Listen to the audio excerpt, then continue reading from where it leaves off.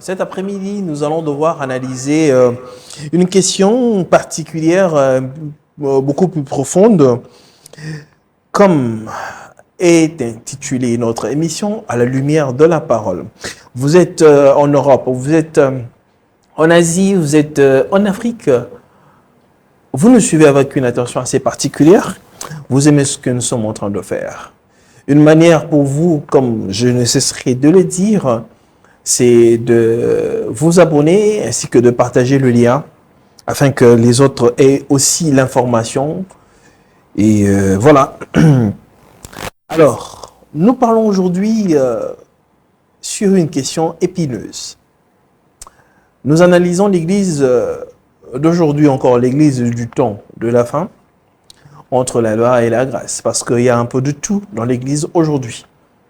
Chacun prêche Christ ou encore apporte la parole de Dieu en sa manière. La parole de Dieu devrait normalement être apportée au moyen de la révélation. Mais aujourd'hui, nous constatons la philosophie. Pour ce faire, pour la toute première fois, il nous fait honneur d'être avec nous aujourd'hui. C'est un homme des dieux. Lui, c'est Gaspard Cassapa. Je vais lui laisser qui se présente. Homme de Dieu. Bon après-midi et bienvenue sur le plateau de À la lumière de la parole. Merci. Je suis tellement ravi d'être votre invité dans cette émission intitulée À la lumière de la parole, afin d'apporter cette lumière à travers l'évangile de Dieu et apporter la bonne nouvelle et parler du Seigneur Jésus-Christ et parler de la Bible et donner certains détails, certaines vérités qui est déformée aujourd'hui. Et à l'aide du Saint-Esprit, je sais que notre Dieu nous a fait tellement plaisir de se retrouver en ces lieux par la grâce du Saint-Esprit, enfin de parler de la part du Seigneur Jésus-Christ. Très bien. Alors, l'homme des dieux Gaspard, il est prédicateur dans quelle église? Bon, je suis prédicateur à l'église Torrent de Quisson, au niveau de Ndjuli, quartier 3, direction Sainte-Thérèse. Et je suis là en train de parler de Dieu, de la vérité de la Bible, de l'Évangile. C'est votre propre œuvre ou bien vous œuvrez dans une autre église? Non, c'est l'église, je peux dire, c'est là où je suis en train d'œuvrer. Chez votre père spirituel. Ah, mais vous souriez comme ça veut dire quoi? Ça veut dire que la notion des pères n'existe pas ou bien pour vous, père spirituel n'existe pas? Bon, en fait, c'est un sujet tellement complexe qui partage vraiment l'opinion à propos de père spirituel. Mais quelle est votre opinion? Et bon, moi, je m'aimerais juste dire, étant qu'un serviteur de Dieu, Père est dans la foi, oui, parce qu'un homme ne peut pas engendrer un esprit. Et c'est Dieu lui-même qui est le créateur de l'esprit. Si on peut dire Père dans la foi, là, pour moi, je soutiens le fait de dire Père dans la foi, et parce que Père spirituel, c'est un peu complexe, et parce que lorsque nous parlons de l'esprit, un homme physique ne peut pas donner naissance à un esprit. Pourquoi dire Père dans la foi? Père dans la foi, parce que la Bible, la parole de Dieu nous permet, et en fait, de grandir dans la foi. La parole de Dieu nous permet, en fait, de marcher et dans la lumière des Écritures, parce que lorsque nous voyons la Bible, la parole de Dieu, et dans l'Ancienne Alliance, les gens n'avaient pas la foi. C'est pourquoi on voyait les Israélites, ils se rebellaient à tout moment. Malgré ils voyaient le prodige, tout ce que Dieu faisait, mais ils se rebellaient. Mais nous, dans les temps de la grâce, nous marchons par la foi. Parce que ce n'est pas la loi qui sauve, mais c'est par la foi en Jésus-Christ. Or, la foi, lorsque nous lisons la parole, ça nous permet aussi de grandir dans la foi. Et tant qu'un chrétien, et tant qu'un prédicateur, j'aimerais juste dire que nous devons méditer la Bible et grandir dans la foi Et parce qu'un père dans la foi, c'est lui qui te permet, ou bien qui est en train de t'aider à grandir dans la foi, à méditer la Bible, à comprendre la pensée qui est cachée à l'intérieur de la Bible, la volonté de Dieu, et enfin de marcher selon sa volonté. Très bien. Je parie que l'homme de Dieu est en train d'éviter tout simplement parce que c'est un peu sensible. C'est un sujet qui divise beaucoup les gens dans les milieux religieux.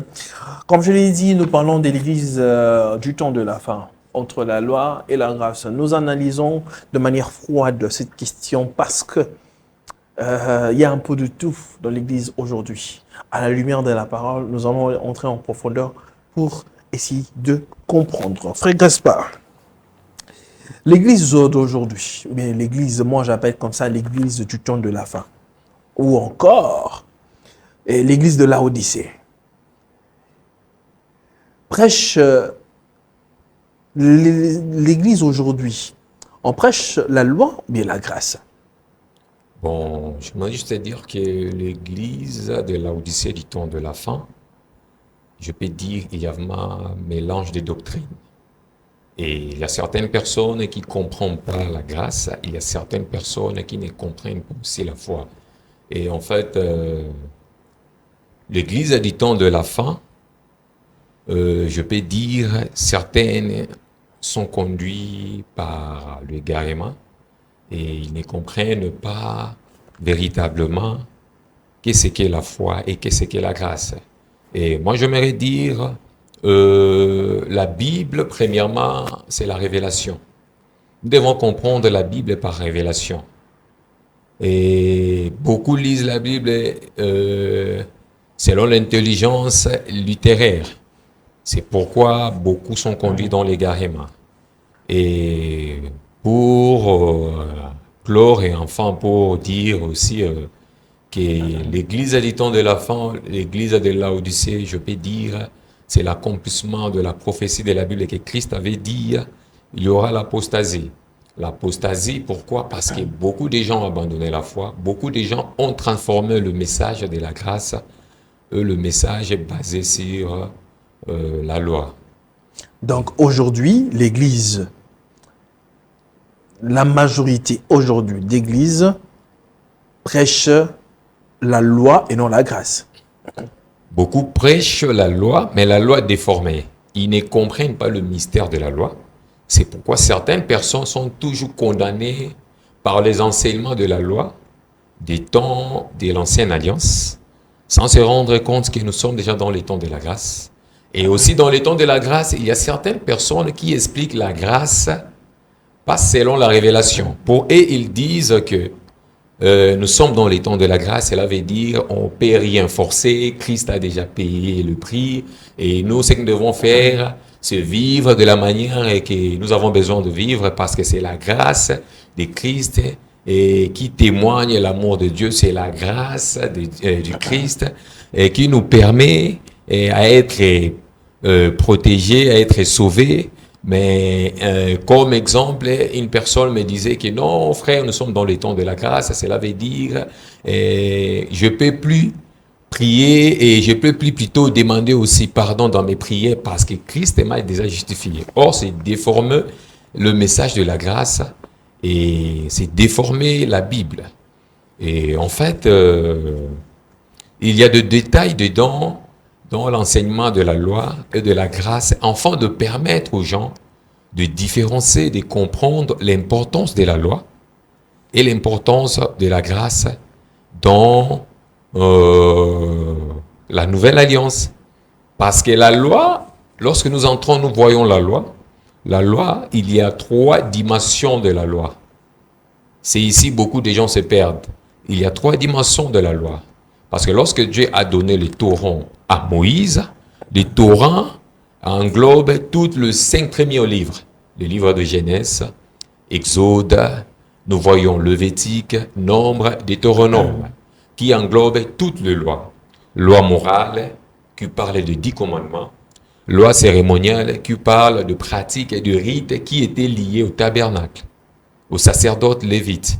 Et nous voyons la loi civile, qui était lié à Israël comme nation. C'est là, ça ne concerne pas.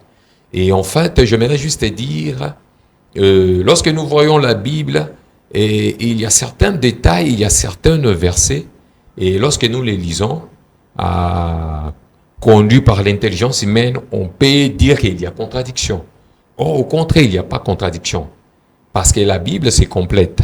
C'est comme Christ dit, il ne pas venir abolir, mais accomplir la loi.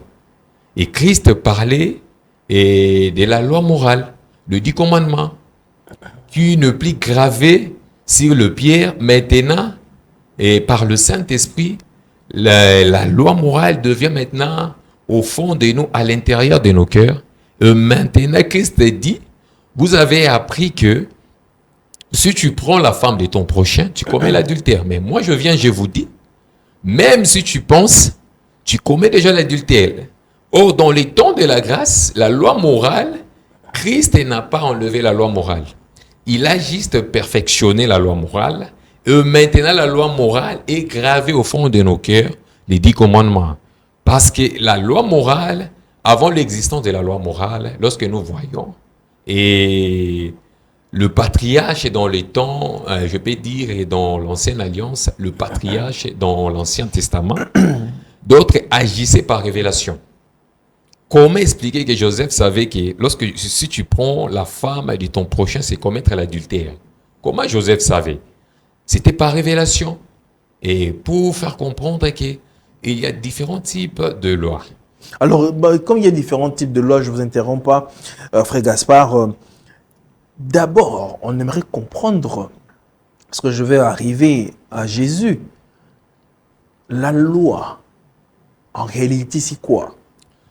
La loi, je peux dire, comme est dit dans le livre de Galates 3, 24, la loi, c'est le pédagogue.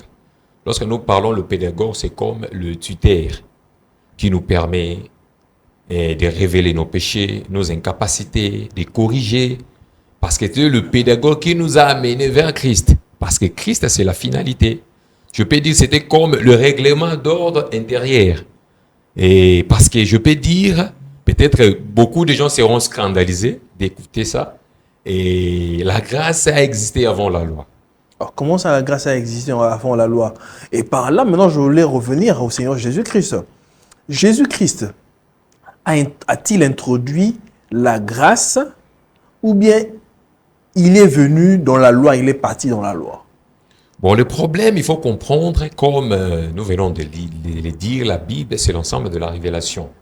Lorsque je dis que la grâce a existé avant la loi, cela veut dire, je reviens dans le livre de l'Apocalypse, Jean dit, je vis l'agneau qui était comme immolé de la fondation du monde. Lorsque nous voyons, avant la fondation du monde, Adam n'existait pas, Ève n'existait pas. Adam et Ève, l'homme et la femme, ils n'ont pas péché. Mais comment expliquer que l'agneau était déjà immolé? Or, l'agneau, c'était déjà le témoignage de la grâce. L'agneau était déjà le témoignage de l'amour de Dieu. L'agneau était déjà le témoignage, je peux dire, de la grâce éternelle de Dieu. Et c'est pourquoi on peut voir dans la Bible, depuis Genèse, la Bible dit même Noé trouva grâce devant Dieu. Même Abraham, il avait trouvé grâce devant Dieu. Même Joseph, il y a tant de personnages dans la Bible, ils ont trouvé grâce. Pour dire que la grâce, sans la loi, l'homme ne pouvait pas comprendre l'importance de la grâce dans sa vie. Et Dieu savait que la grâce existait déjà. Mais il a voulu d'abord donner la loi comme le tuteur enfant de nous aider à être corrigés, à révéler le péché et à nous permettre de comprendre que l'homme sans Dieu ne peut rien faire. Et la loi condamnait, mais la grâce maintenant vient pardonner. C'est comme, je peux dire, c'est comme, la loi était comme un enfant qui commet une bêtise. Et le papa dit, il dit à son enfant, non, comme tu viens de commettre une bêtise, tu ne vas pas sortir. Et ces derniers temps, je peux dire que je ne peux pas te donner de cadeaux. Mais la grâce, c'est comme un père qui vient dire à son enfant, bon, je sais que tu as commis une bêtise, ben, ce que j'aimerais te dire, c'est que je te pardonne, et je te donne une seconde chance, enfant, de, de réparer tes erreurs, de réparer tout ce que tu as fait. Et c'est pourquoi les gens doivent comprendre que la grâce révèle l'amour de Dieu. La grâce est la totalité de l'amour de Dieu. Parce que sans la grâce, l'homme ne pouvait pas comprendre la profondeur de la pensée éternelle de Dieu. Donc, en quelque sorte, si on comprend bien, c'est-à-dire que, vous venez de citer un verset ici, que Jésus n'est pas venu, il a dit lui-même, abolir la loi, mais accomplir. Donc, il y a certaines pratiques de la loi qui a son effet jusqu'au jour d'aujourd'hui dans l'Église. Bon, en fait, pour comprendre cette question, il faut faire d'abord la différence. Comme je venais de le dire, nous avons 3 dimensions de loi.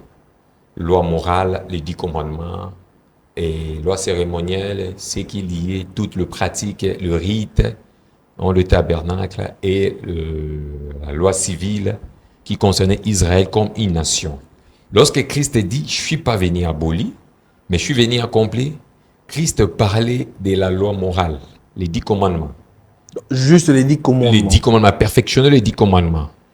Et la dimension des 10 commandements. Or, lorsque tu prends le livre des Hébreux, je ne sais pas si je peux lire, le livre des Hébreux 7. Hébreux 7. Donc, hormis les 10 commandements, tous les autres ne sont pas les lois moraux. Oui, oui. Donc, les autres là ne sont pas les lois moraux. Il n'y a que les 10 commandements qui sont des lois moraux. C'est ça? Oui, oui. Seulement le 10 commandements. Lorsque nous prenons le livre de Hébreux, Hébreux 7 disent, je peux lire 12, la Bible dit, car il était encore dans le règne de son père lorsque Melchisédek alla au-devant d'Abraham. Si donc la perfection avait été possible par les sacerdoces lévites, car c'est sur ces sacerdoces que repose la loi donnée au peuple. Qu'a été la loi donnée au peuple, qu'a été il est encore besoin qu'il parie un autre Melchisédek, un autre sacrificateur selon l'ordre de Melchisédek et non selon l'ordre d'Aaron. Car le sacerdoce étant changé, nécessairement aussi il y a un changement de loi.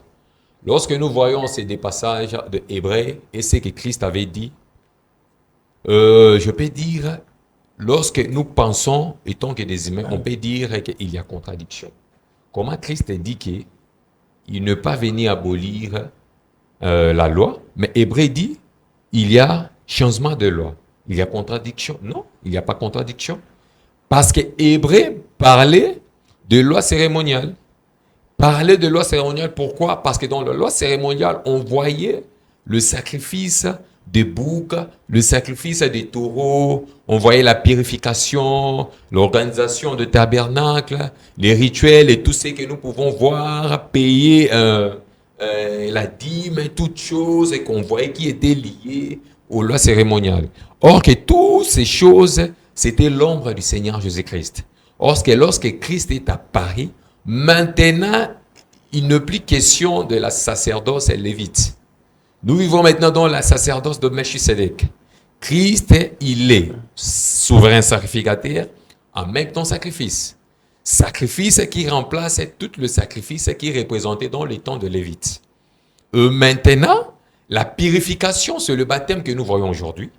Et toute la fête, la Pâque et tout ce que nous voyons et dans les temps de l'ancienne alliance qui était lié au tabernacle levite. Maintenant, c'est tout et je peux dire, c'est en Jésus-Christ que nous voyons toutes ces choses. Et maintenant, Christ, maintenant la réalité de tout ce qui était l'ombre dans les temps de Lévite. Merci beaucoup, frère Gaspard.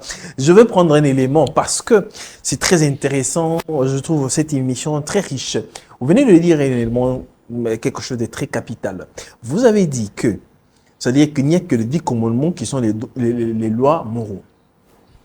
Alors, d'autres ne sont pas repris comme, voilà.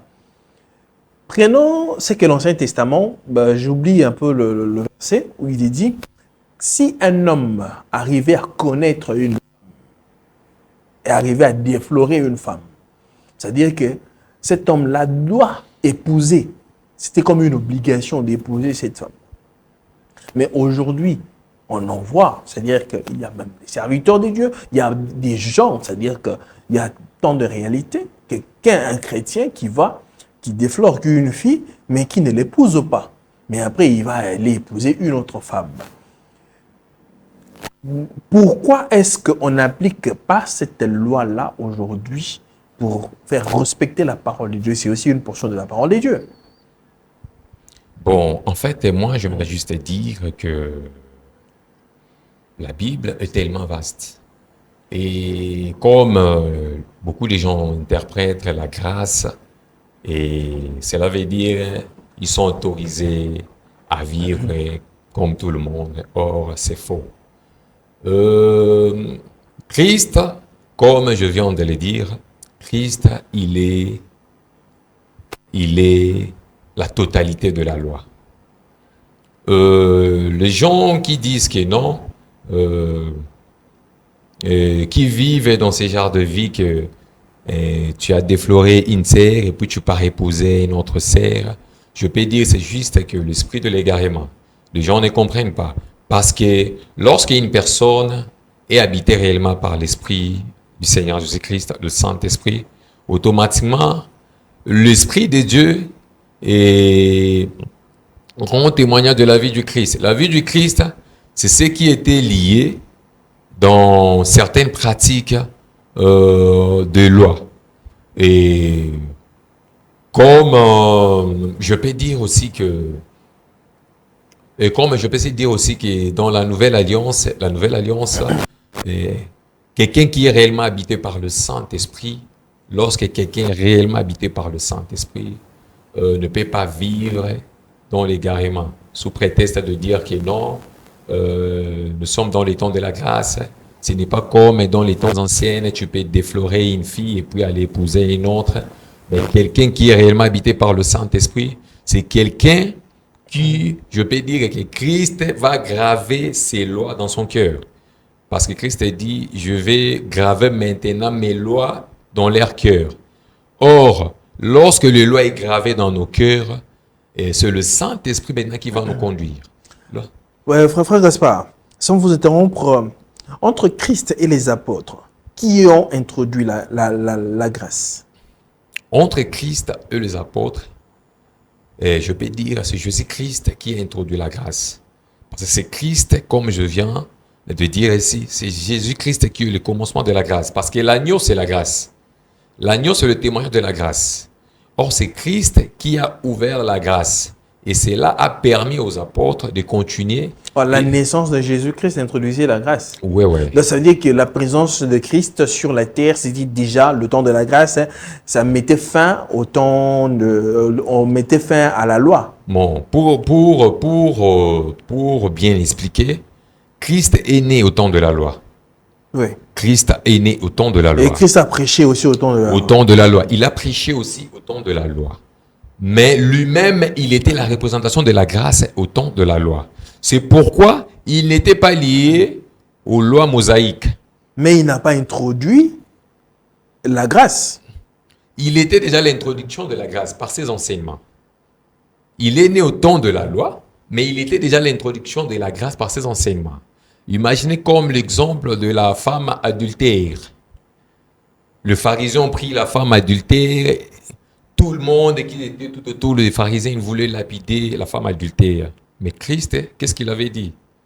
Il avait dit, entre vous, si personne a commis un péché, qu'il jette la première pierre. Et toutes ces personnes étaient capables de lapider la femme prostitueuse. Pour dire que Christ était né dans le temps de la loi, mais lui-même était déjà la représentation de la grâce, parce que Christ, il est l'agneau qui représente la grâce. C'est pourquoi ces enseignements n'étaient pas identiques avec les enseignements de pharisiens. C'est pourquoi pour les pharisiens, Christ était comme un scandale pour eux. Il se disait, mais comment fait-il que nous, est-ce que lui il est le plus grand que notre père Moïse? Notre père Moïse nous a appris telle chose, mais lui il vient, il prêche d'autres choses. Pourquoi? Parce que Christ n'était là, il n'était pas là pour prêcher et continuer ses enseignements de la loi. Mais Christ était là, enfant, de rendre déjà témoignage de la grâce, enfant, de montrer déjà aux gens que non. Maintenant, la loi ne sauve personne. La loi rendait témoignage de moi. Vous devez maintenant suivre mes enseignements parce que c'est moi qui ai le témoignage de la grâce, enfant d'introduire le salut. Mais en lisant la parole de Dieu, on dirait la grâce a été introduite dans les actes des apôtres. La grâce. Et c'est les apôtres qui ont introduit la grâce. Je peux dire que les apôtres n'ont pas introduit, mais ils ont maintenant officialisé la grâce dans le livre des actes des apôtres. Parce que normalement, la nouvelle alliance commence dans le livre des actes des apôtres. Voilà, c'est-à-dire la nouvelle alliance commence dans les actes des apôtres qui est la grâce qui met fin à la loi. Oui, normalement. À ce moment-là, Christ n'est pas là. Christ est déjà retranché. Lui, il était déjà le témoignage. Lui, il était, je peux dire, comme on dit souvent dans notre langage, enlever les rideaux, enlever les rideaux. Un précurseur. Normalement, c'est Christ lui-même qui était déjà le témoignage de la grâce. Et après, les apôtres, dans le livre des actes des apôtres, ils ont maintenant officialisé, et parce que Christ a dit, je ne vous laisserai pas comme des orphelins, mais je vous enverrai mon esprit, parce que mon esprit rendra témoignage de moi. Parce que l'Esprit de Dieu vient conduire les apôtres enfants de continuer cette mission basée sur les enseignements de la grâce. Quel est l'enseignement de la grâce? C'est ne plus la loi mosaïque qui sauve, mais c'est la croix du Seigneur Jésus-Christ qui sauve. Parce que la grâce témoigne la croix. La grâce reflète l'agneau à la croix. Or, nous pouvons voir les apôtres et ils ont prêché la grâce. Et donc, je peux prendre Paul. Paul a prêché sur la grâce. Paul a prêché sur la croix. Paul dit, le mystère de la croix est folie pour plusieurs. Parce que plusieurs ne comprennent pas le mystère de la croix. Parce que la Bible de Genèse à l'Apocalypse, c'est christocentrique. Genèse, depuis Genèse à Malachie, c'était l'ombre de ce qui doit arriver dans la nouvelle alliance. Parce que la croix était déjà annoncée dans l'ancienne alliance. Dieu dit à Abraham, toutes les familles de la terre seront bénies à ta postérité. Dieu a annoncé déjà la croix depuis Abraham. Depuis Abraham, Dieu a annoncé déjà la rédemption. Parce que cette bénédiction, ce n'était pas matériel, c'était spirituel. Dieu voulait justement dire à Abraham que Jésus-Christ, le Sauveur, va sortir de la lignée d'Abraham. Et à travers Christ, maintenant, nous, la nation, nous sommes greffés, nous avons trouvé grâce. Parce que chez les Juifs voulaient approprier du salut. Et maintenant, les apôtres, et comme l'apôtre Paul, il vient, il explique qu'il n'y a ni juif ni grec. Cela veut dire qu'en Jésus-Christ, par le salut, la grâce nous pousse maintenant à vivre tous en communion par le Saint-Esprit. Très bien, frère Gaspard. Il y a un élément que vous avez touché tout à l'heure là, parce qu'aujourd'hui, dans les églises, je connais un pasteur qui fête les 7 fêtes de l'Éternel. Voilà. La fête des Ramons, la fête, je ne sais pas moi, la fête des Juifs, la fête, il y a tant de fêtes là. J'aimerais comprendre, à la lumière de la parole, parce que nous sommes au temps de la grâce. Au temps de la grâce, est-il possible à un chrétien de commémorer la fête de Pâques? Oui. Parce que la Pâque annonçait la personne du Seigneur Jésus-Christ. La Pâque, c'était Et c'était la prédiction de la personne du Seigneur Jésus-Christ. Commémorer la Pâque, c'est ne pas en pécher. Parce qu'il a dit lui-même, lorsque nous prenons la Sainte Seine, il a dit, c'est pour commémorer et sa mort, renouveler l'alliance. Et la Pâque, fêter la Pâque, et moi je peux dire que ce n'est pas un péché, parce que ce qui était lié à la loi cérémonielle annonçait toujours Christ. Et le mal est que garder toujours la même coutume, comme les Juifs, comme ils faisaient. Et même maintenant, nous, on ne peut pas garder la coutume des Juifs. Mais nous vivons maintenant la réalité. Nous vivons maintenant Christ en nous. Parce que tout ce qu'Israël a vécu physiquement dans l'ancienne alliance, mais nous maintenant, l'Église, nous sommes en train de vivre spirituellement. Parce que, et tous, je peux dire, les Juifs, ils n'étaient pas habités par le Saint-Esprit. Le Saint-Esprit, dans le temps de la loi, était sur le prophète. Mais dans le temps de la grâce, mais le Saint-Esprit habite en nous. Et allez, continuez. Commémorer la Pâque, ce n'est pas un péché. Et pas de la manière que les Juifs faisaient dans les temps de la loi. Très bien. Alors, nous allons prendre trois éléments qui fera la suite de notre émission et puis chuter. Parce que nous parlons de la loi ou de la grâce. Prenons une pratique qui est très répandue dans nos églises aujourd'hui,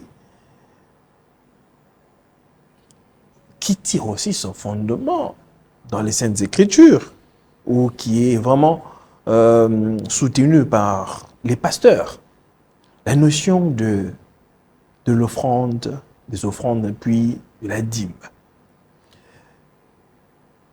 À la lumière de la parole, aujourd'hui, est-il obligatoire pour un chrétien de donner une offrande ou de payer sa dîme à l'église au temps de la grâce? Dans le temps de la grâce, je peux dire que soutenir l'œuvre de Dieu, c'est recommandé dans la Bible. Et je vais prendre l'exemple de la dîme. Lorsque Dieu a dit à Moïse de faire le dénombrement, il a dit de prendre Lévi, de mettre Lévi à côté. Parce que Lévi va servir dans le sacerdoce. Lévi sera à l'intérieur du tabernacle. Lévi n'avait pas part à l'héritage. C'est pourquoi Dieu avait dit non, il faut payer la dîme à Lévi, tout pour soutenir ce qu'il est en train de faire, parce que Lévi ne peut pas travailler. Mais lorsque nous voyons à la lumière des Écritures, on peut voir que beaucoup donnent le verset d'Abraham, Abraham qui a payé la dîme à Melchisedec. D'autres justifient, non, avant la loi, Abraham avait déjà payé la dîme, pourquoi pas payer la dîme? Moi, je peux dire, je ne suis pas contre la dîme. Je ne suis pas contre les offrandes. Tous chrétiens doivent soutenir l'œuvre de Dieu. Les problèmes, il faut comprendre une chose. Dans les temps de la grâce, nous sommes maintenant habités par le Saint-Esprit. Nous imposons, nous imposons certains actes conduits par la foi, conduits par le Saint-Esprit, et non par obligation. Comme si tu ne donnes pas telle chose, tu seras maudit. Non, ça c'était sous la loi. Sous la grâce, nous donnons maintenant par révélation, parce que Paul dit, nous donnons selon la résolution de nos cœurs. Je vais prendre l'exemple de l'histoire d'Abraham et Melchisedec. Lorsque nous prenons l'histoire d'Abraham et Melchisedec, ces passages, ça parle du sacerdoce premièrement, parce que l'explication de l'histoire d'Abraham et Melchisedec, nous le voyons dans le livre de Hébreux 7. Hébreux 7 dit, Abraham paya la dîme à Melchisedec. Cela veut dire, et Hébreux insiste encore, Lévi et Abraham a payé par Lévi la dîme à Melchisedec, parce que Lévi était dans les reins d'Abraham, parce qu'Abraham, l'ancêtre de toutes les tribus d'Israël. Pourquoi Abraham a payé la dîme à Melchisedec? C'est à ce point que beaucoup de gens se perdent. Abraham, lorsque nous remarquons, Abraham n'a pas payé la dîme de ses revenus. Abraham a payé la dîme du butin de guerre. Le butin de guerre n'appartenait pas à Abraham.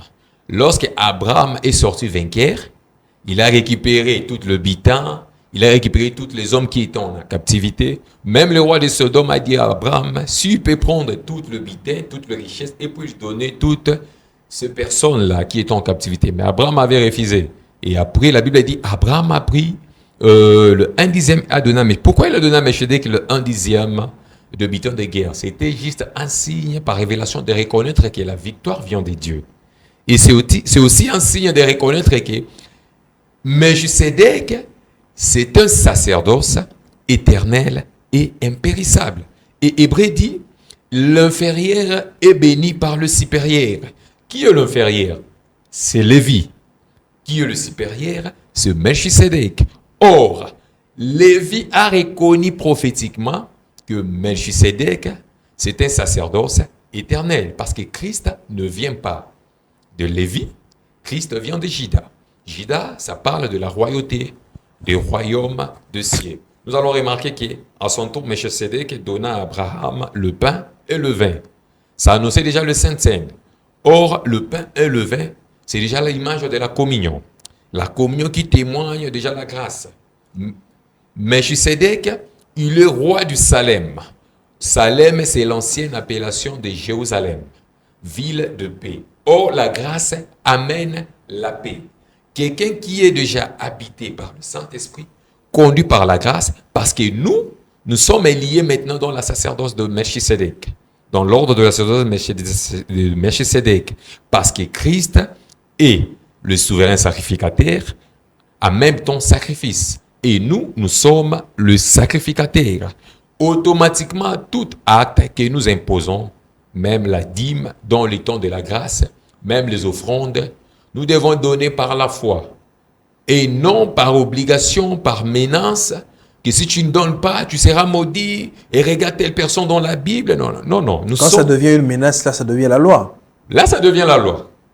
Parce que dans la loi, c'était obligatoire. Et il s'attachait aux œuvres. Mais Galates 3 dit, les œuvres ne donnent pas la vie. Les œuvres ne sauvent pas. Mais c'est la foi. Or, la parole nous permet de grandir dans la foi. Or, la parole nous permet de comprendre la grâce dans sa totalité. Parce que la grâce est une personne. Cette personne, c'est le Seigneur Jésus-Christ. Or, Jésus-Christ, maintenant, il est sous la dispensation du Saint-Esprit. Et tant qu'un chrétien qui est habité par le Saint-Esprit, qui vit selon la parole, c'est une personne, je peux dire, qui ne marche pas sous la loi, qui ne vit pas sous les œuvres, mais par la grâce, va poser les actes de la foi, conduit par le Saint-Esprit dans les temps de la grâce. Il va donner avec amour. Parce que quelqu'un qui ne donne pas avec amour ne sera pas béni. Parce que quelqu'un qui donne par obligation, donner par obligation, c'est déjà la condamnation, c'est déjà la loi. Il y a certaines personnes qui expliquent le verset de Abraham, expliquent que non, Abraham a payé la dîme à Melchisedec. Oui, Abraham a payé la dîme à Melchisedec. Même Jacob avait fait l'alliance avec Dieu lorsqu'il a fidélité avec Dieu. Il a fait alliance, il a dit, je te donnerai le revenu de tous mes biens et tout. Dans les temps de la grâce, on peut payer la dîme, mais conduit par amour. Par la foi, par l'amour. Et non par imposition, comme certaines font en train d'appeler, menacer. Oh, nous ne sommes pas sous la loi, nous sommes sous la grâce. Parce que nous ne sommes pas liés à la sacerdoce lévite, nous sommes liés à la sacerdoce de Melchisedec. Très bien. Alors, il y a aussi une pratique très répandue parce qu'on fait un parallélisme entre la loi et la grâce. Pour voir, c'est-à-dire si nous sommes toujours dans la grâce, où la grâce est toujours observée d'une certaine façon, comme annoncé et prêché par les apôtres, ou encore n'est pas observée. Prenons par exemple, c'est-à-dire le mariage, aujourd'hui célébré dans le milieu religieux. J'ai suivi une servante des dieux, servante, bon, voilà. Elle a dit que même quand vous avez payé votre dot, vous avez fait les civils, vous n'avez pas le droit sur votre femme. Vous devez attendre la bénédiction nuptiale pour qu'elle devienne officiellement votre femme. Alors, scripturairement parlant, y a-t-il une écriture qui soutient ce que cette servante de l'Éternel a dit? Homme de Dieu, éclairez-nous sur cette question. Bon, j'ai suivi ces débats, partagé l'opinion. Il y a certaines, ils ont dit non, elle a raison. Il y a d'autres qui ont dit que non, non, elle a tort. Et moi, j'aimerais dire, étant que des chrétiens, je peux dire, nous ne pouvons pas aider Dieu. Étant que des chrétiens, nous ne pouvons pas ajouter certaines choses qui n'est pas dans la Bible. La Bible reste la Bible. Nous devons rester à l'intérieur de la parole de Dieu. Moi, j'aimerais dire à ce sujet, payer la dot, et c'est déjà un mariage. Lorsque vous payez la dot, et reconnu, dans la famille, je peux dire, de ton partenaire, et c'est déjà officialisé le mariage. Et le mariage à l'église, le mariage, je peux dire, La bénédiction la nuptiale. bénédiction initiale, A-t-il- certaines cérémonies comme mariage civil et tout. Et juste, je peux dire que tout ce mariage vient juste compléter et embellir encore. Mais obligeant les gens à aller jusqu'à la bénédiction nuptiale, faisant comme si ça veut dire que c'est l'homme de Dieu qui vous donne le quitus d'être mari et femme. Est-ce que ce n'est pas une forme de la loi, Frère Gaspard? Je peux dire que ce n'est pas une obligation. Pourquoi ce n'est pas une obligation? Parce que lorsque nous regardons le livre de Genèse, le premier mariage, c'était dans le jardin d'Éden, entre Adam et Ève. Et nulle part, la Bible dit qu'Adam et Ève, ils ont passé d'abord par la bénédiction nuptiale et mariage civil et tout, mariage religieux, tout. Non. Le fait déjà de payer la dot, de reconnaître tes engagements, et c'est déjà le mariage. Moi, je peux dire, tous ceux qui suivent, c'est juste pour embellir, et puis le mariage, c'est déjà payer la dot. Qu'est-ce qui fait alors aujourd'hui plusieurs n'arrivent pas à observer la parole de Dieu dans son fond et versent plus à apporter la loi, à prêcher la loi que la grâce? Est-ce un problème d'appel de ceux qui se disent serviteurs de Dieu ou un manque de révélation des Saintes Écritures, ou encore c'est l'apostasie, comme nous dit la Bible? Bon, en fait, nous sommes dans les temps où Christ lui-même avait dit l'apostasie. Lorsque nous voyons l'apostasie, c'est l'abandon de la saine doctrine. Beaucoup prêchent pour plaire aux hommes, au lieu d'apporter le message qui peut édifier, qui peut pousser les gens à retomber de plus en plus amoureux du Seigneur Jésus-Christ. Moi, je peux dire que le ministère n'est pas donné à tout le monde. Le ministère n'est pas donné à tout le monde. Il y a certaines personnes qui ne savent pas différencier. Il y a prophètes des dons, eux-mêmes prophètes du ministère.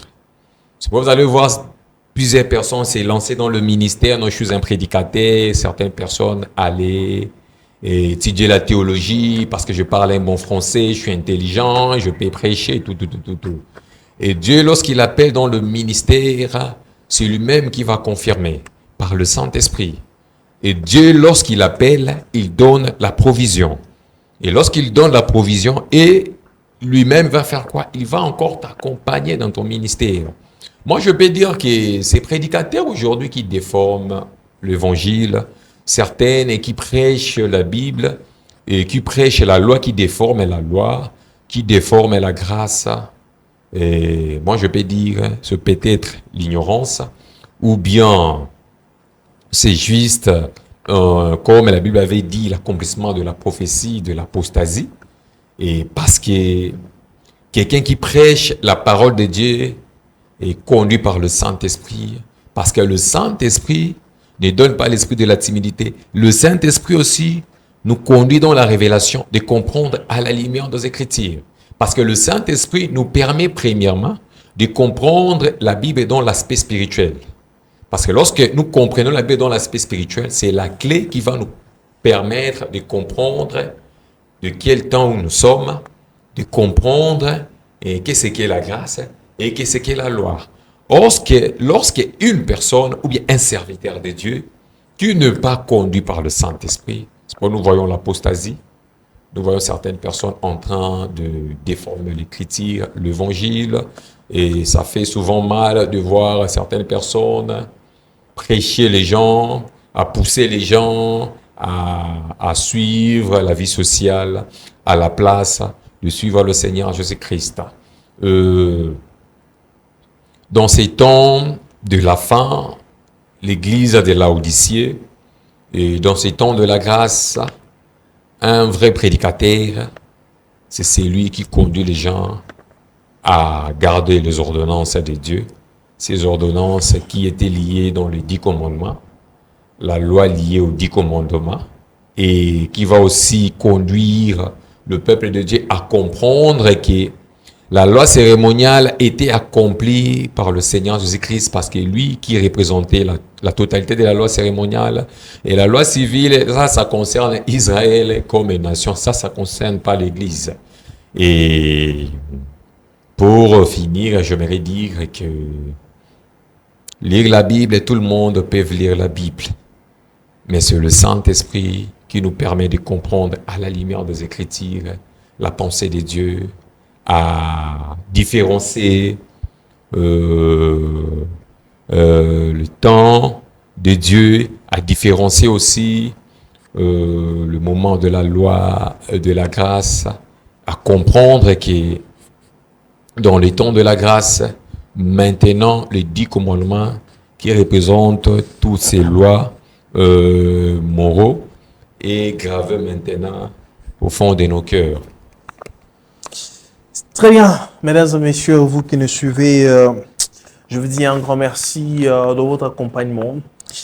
Je vois tous ceux qui sont au niveau des États-Unis, et ceux qui sont en Europe, à Paris, et qui aiment ce que nous sommes en train de faire. Je vous dis un grand merci. Merci beaucoup pour votre amour. Alors, je ne cesserai de vous le dire si vous êtes touché parce que la télé, ce sont les moyens. Ce que nous sommes en train de faire, nous le faisons avec nos propres moyens. Les moyens de bord. Si le Seigneur met sur votre cœur de pouvoir nous soutenir, vous avez $2, vous avez $10, vous pensez à soutenir cette œuvre, le Seigneur vous bénira. Ça nous fera énormément du bien. Nous sommes en train de chuter tout doucement de cette émission avec l'homme de Dieu, Gaspard Kassapa. Homme de Dieu. Alors, pour ce faire, dans les minutes nous imparties, j'aimerais, sur quelques questions que j'ai à vous poser, j'aimerais que vous puissiez m'éclairer et me dire plus à propos. Je ne sais pas moi si vous êtes prêts, si on peut aller. Vous êtes prêts? Très bien. Alors, ma première question est de savoir si, au cours de ces questions, que nous allons devoir mettre terme à cette émission. Est-il possible qu'un enfant, c'est-à-dire qu'une personne manifeste le don, c'est-à-dire est-il possible d'avoir le don sans le donateur? Oui, oui, oui, oui. Est-il possible? Parce qu'il y a une différence entre les dons de l'esprit et le fruit de l'esprit. Les dons, aujourd'hui, je peux dire qu'il y a beaucoup de gens courent derrière les dons. Ils négligent le fruit de l'esprit. Parce que nous voyons les dons, le miracle, le prophétie que nous voyons, tout ce que nous pouvons voir et tout, tout, tout, tout, tout, tout, tout, tout. Et beaucoup de gens courent sans se rendre compte que ce n'est pas ça qui donne la vie. Pourquoi? Parce que même la Bible dit Dieu ne se répand pas de son appel et de ses dons. Pour dire qu'avoir les dons ne veut pas dire forcément que tu es habité par le Saint-Esprit. Parce que aujourd'hui, de nos jours, nous pouvons voir le médium, la magie ancestrale, les gens en train de guérir les autres, en train de voir facilement, comme nous voyons à la télé certaines médiums qui est en train de te parler et te révéler ta vie, et te montrer, t'expliquer ton passé et ton présent et ton futur. Cela ne veut pas dire que c'est conduit par l'Esprit de Dieu. Parce que l'esprit de Python aussi permet à une personne de prophétiser. Or, avoir le don, ou bien insister plus sur les dons, moi je peux dire que c'est un peu l'esprit, un peu de l'égarement. Parce que avoir les dons, cela ne veut pas dire forcément avoir le Saint-Esprit. Parce que le Saint-Esprit te donnera les dons en même temps et t'aidera à porter le fruit de l'esprit. Donc, on peut avoir le don, manifester le don qui vient de Dieu, un don authentique, mais ne pas avoir Christ en son cœur. Oui, oui, oui, oui, oui, oui. Nous le voyons par-ci par-là. Comment certains sont en train de faire de miracles, de livrances, mais cela ne veut pas dire forcément qu'il y a l'Esprit de Dieu derrière. Très bien.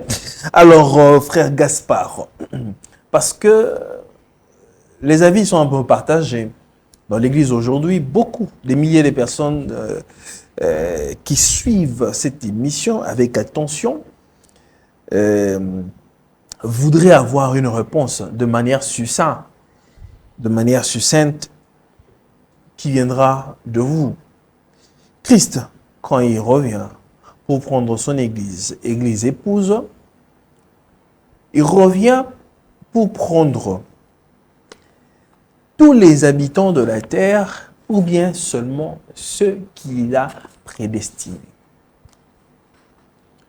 Premièrement, Christ, lorsqu'il va revenir, il reviendra pour prendre l'épouse, qui est l'Église, parce que l'épouse sera enlevée en premier. L'épouse qui représente, quand je dis l'épouse qui est l'Église du temps de la fête, ça ne représente pas toutes les églises que nous voyons. Ce sont les individus habités par le Saint-Esprit. Donc Christ ne vient pas prendre tous les hommes sur la terre. Le premier enlèvement, ça sera pour l'Église, l'épouse, les gens qui sont habités par le Saint-Esprit, scellés par le marque du Christ, comme il dit le sceau éternel. Ça sera le premier enlèvement. Et deuxièmement, il y aura aussi le deuxième enlèvement. Là, ça sera pour les gens qui ont persévéré dans la tribulation, les gens qui n'ont pas abandonné la foi malgré la souffrance, malgré les complications, ils ont toujours gardé leur foi. Et c'est un peu ça. Et parce que lorsque Christ va enlever l'épouse, et l'épouse, parce que c'est l'épouse qui va constituer et toute cette assemblée qui vont gouverner avec Christ dans le royaume des cieux. Très bien. Dernière question, frère Gaspard. La théologie est-il si importante pour un prédicateur d'œuvrer dans le sacerdoce? Bon, la théologie, je peux dire que la théologie, Oui, c'est bien d'étudier la théologie. Il y a certaines personnes qui étudient la théologie. Et je sais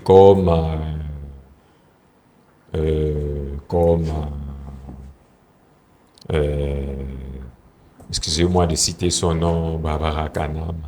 Ok. Elle a aussi étudié la théologie. C'est bien d'étudier la théologie. Tout le monde est libre d'étudier la théologie. Mais le ministère n'est pas question de la théologie. Parce qu'une personne peut étudier la théologie sans le ministère. Mais le ministère, d'abord, Dieu donne en premier le ministère. Parce qu'il dit, il fait grâce à celui qu'il veut. Or, la théologie, c'est le titre de Dieu. Mais pour moi, je peux dire que personne n'a la capacité d'étudier Dieu.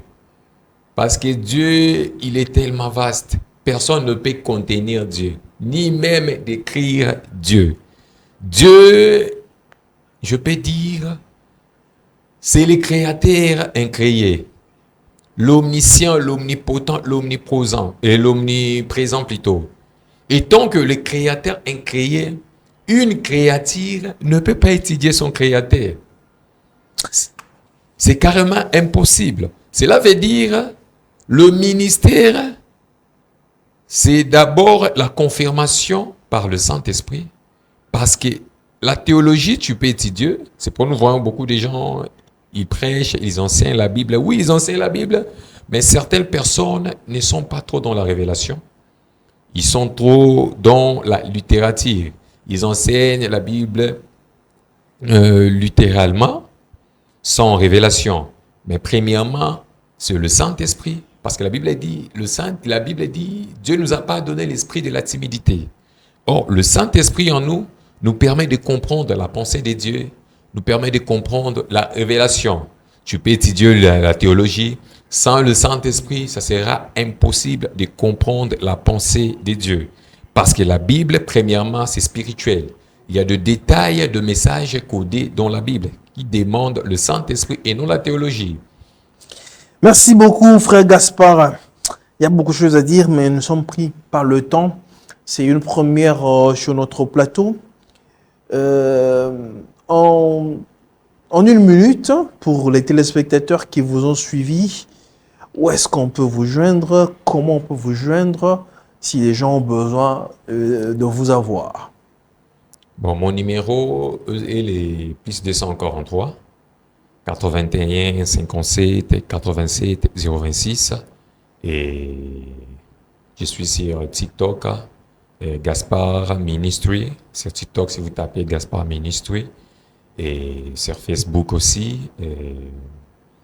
Et là-bas, il y a des enseignements en train de partager et tout pour avancer vraiment l'œuvre de Dieu, parler de la Bible, partager sur la pensée de Dieu.